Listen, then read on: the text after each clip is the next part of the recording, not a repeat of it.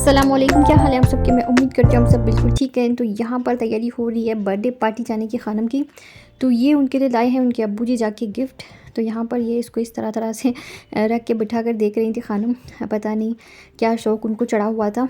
तो ये यहाँ पर इनको बिठा के फिर टीवी दिखाने लगी और कंप्यूटर पे काम कराने लगी और ये ख़ुद हो गई हैं तैयार। तो सबसे पहले ये जाएंगी अपनी क्लास, उसके बाद जाएंगी अपनी पार्टी पर। तो यहाँ पर ये तैयार हो गई हैं बिल्कुल। और ये देखिए ये आ गई हैं अपनी क्लास से। तो यहाँ पर देखिए माशाल्लाह से कितना खूबसूरत इन्होंने जो है पीकॉक बनाया है, बहुत ही खूबसूरत। और कलर करने के बाद तो ये इतना खूबसूरत लग रहा था कि मैं आपको बता नहीं सकती। तो यहाँ पर जब ये आ गई थी तो इसके बाद ये गई थी अपनी पार्टी पर और वहाँ से देखिए रिटर्न गिफ्ट में ये क्या लेके आई हैं। तो यहाँ पर इसी तरह से रिटर्न गिफ्ट दिए जाते हैं बच्चों को। तो ये जो है ये चीज़ें मिले थे इनको। तो साथ ही ये बैग जो है बड़ी खूबसूरत थी। तो यहाँ पर जी माशाल्लाह से मैं आज बनाने वाली हूँ पंजेरी। तो पंजेरी बनाने के लिए मैंने कल रात में ही सारी चीज़ें जो है अच्छी तरह से कट करके और इनको जो है मैंने बाहर रख दिया था, क्योंकि आजकल चूंटियों का बड़ा मसला हो गया है किचन में। कुछ भी चीज़ रखें तो उन पर जो है चूंटियाँ ज़रूर लगनी होती हैं। तो इस तरह से मैंने उनको जो है क्लीन करके बाहर रख दिया था। फिर तो काजू बादाम पिस्ता मैंने क्लीन कर दिया था। और ये जो सूखे खजूर होते हैं इनके मैंने बीज निकाल दिए थे, लेकिन इनको कट करना बड़ा ही मुश्किल काम लग रहा था मुझे। तो मैंने फिर इस पत्थर से इसको अच्छी तरह से कूट लिया था। तो कूटने के बाद ये थोड़ा सा सॉफ्ट हो गए थे और हाथ से जो है अच्छी तरह से ये कट हो रहे थे। तो ये लिया है मैंने सूखा खोपरा जो होता है वो। तो उसको मैं जो है ड्राई रोस्ट कर लूँगी। और तकरीबन आधा किलो के करीब था एक ड्राई कोकोनट। तो आधा किलो मैंने खोपरा लिया था और आधा ही किलो मैंने गुड़ लिया था। तो जो खोपरे की क्वांटिटी है उसी हिसाब से हमें गुड़ लेना होता है। तो इसी तरह का मेरी अम्मी जान ने मुझे बताया था रेसिपी। तो उसी के हिसाब से मैंने यहाँ पर बनाया। बाकी के जो भी ड्राई फ्रूट्स हैं वो आप अपनी मर्ज़ी के हिसाब से कम या ज़्यादा कर सकते हैं। जो भी आपको लेना है वो लें और जो भी आपको इसमें से निकालना है वो आप निकाल सकते हैं। बेशक मैंने अंजीर और खजूर लिए थे, तो सूखे खजूर जो होते हैं वो। तो यहाँ पर ये मैंने 1/4 कप लिए थे। ये खरबूजे के बीज है और साथ ही सफ़ेद तिल जो होती है वो है। ये सारे जो काजू बादाम और पिस्ता हैं ये सारे 1-1 कप थे।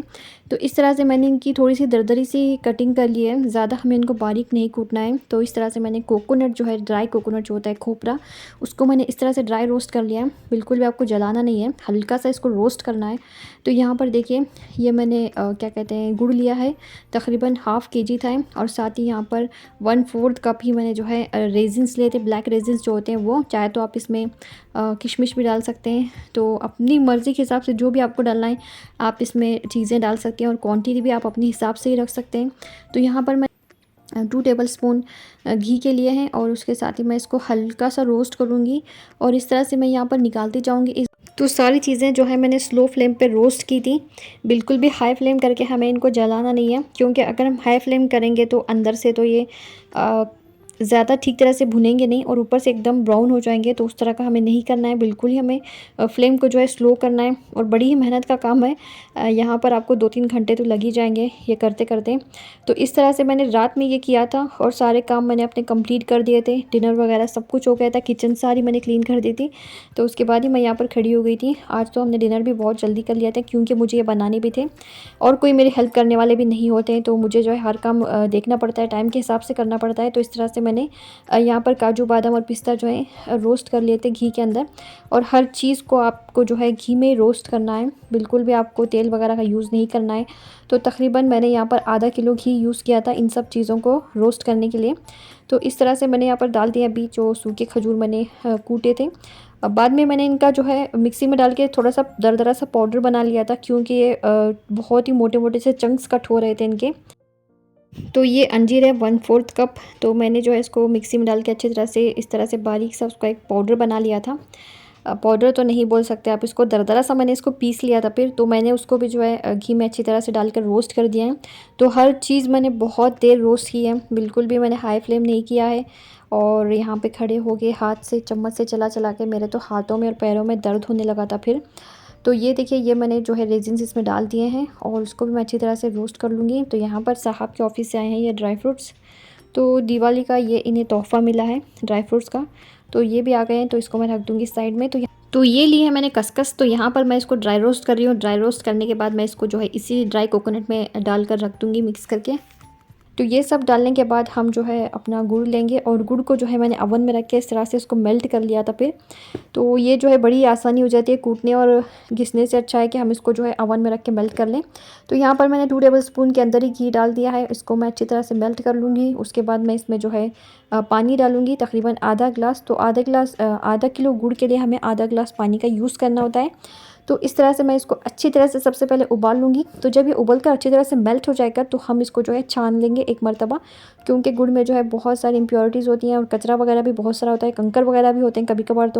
तो इस तरह से मैं इसको जो है छान लूँगी कपड़े के अंदर डाल के। तो छन्नी से भी हमें नहीं छानना है इसको, बिल्कुल ही इस तरह से कपड़ा रखना है, उसके ऊपर से ही छानना है। तो इस तरह से मैंने बाद में खोल कर देखा तो बहुत सारी इसमें कचरा लगा हुआ था। तो जो गुड़ है उसको हमें ज़्यादा पकाना नहीं है, 1 या 2 तरह की चाशनी हमें बिल्कुल भी नहीं बनानी है, बस इसको मेल्ट करना है और साइड में रख देना है थोड़ा सा ठंडा होने के लिए।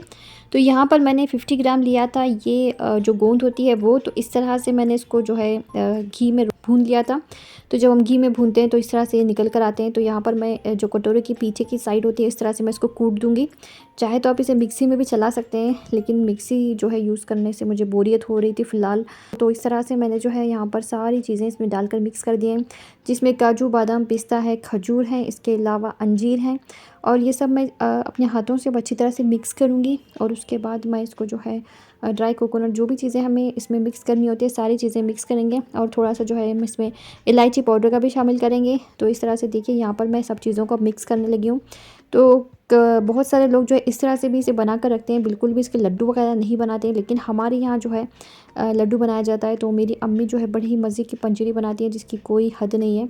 तो ये उन्हीं की रेसिपी है मेरे अम्मी जान की। तो यहाँ पर देखिए ये जो हमने खरबूजे के बीज और जो सेसमी सीड्स होते हैं यानी तिल, उसको मैंने इसमें डालकर अच्छी तरह से मिक्स कर दिया है।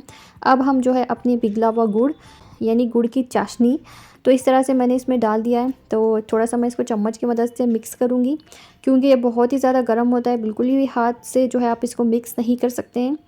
तो ये अच्छी तरह से मिक्स करने के बाद जब ये गरम गरम होता है तभी आपको इसके लड्डू बनाने होते हैं, वरना अगर ये ठंडा हो गया तो बिल्कुल भी आपके लड्डू नहीं बनेंगे।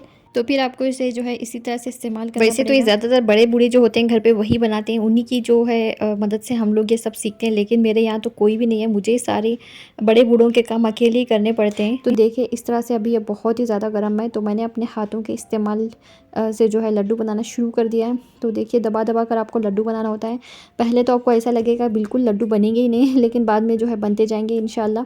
तो इस तरह से मैंने जो है लड्डू बना लिया था फिर। तो देखा आपने, ये जो है बड़ी ही मेहनत का काम होता है। सारी चीज़ें खुद ही करनी है, खुद ही हर चीज़ रोस्ट करनी है, खुद ही हर चीज़ बनानी होती है। तो बड़ी ही मेहनत लगती है इन सब चीज़ों में। तो मैंने जो है बिल्कुल भी हिम्मत हारती नहीं हूँ, अल्हम्दुलिल्लाह माशाल्लाह। जो भी मुझे करना होता है वो मैं कर गुज़रती हूँ फिर। तो ये देखिए इस तरह से मैंने सारे लड्डू फिर बना लिए थे।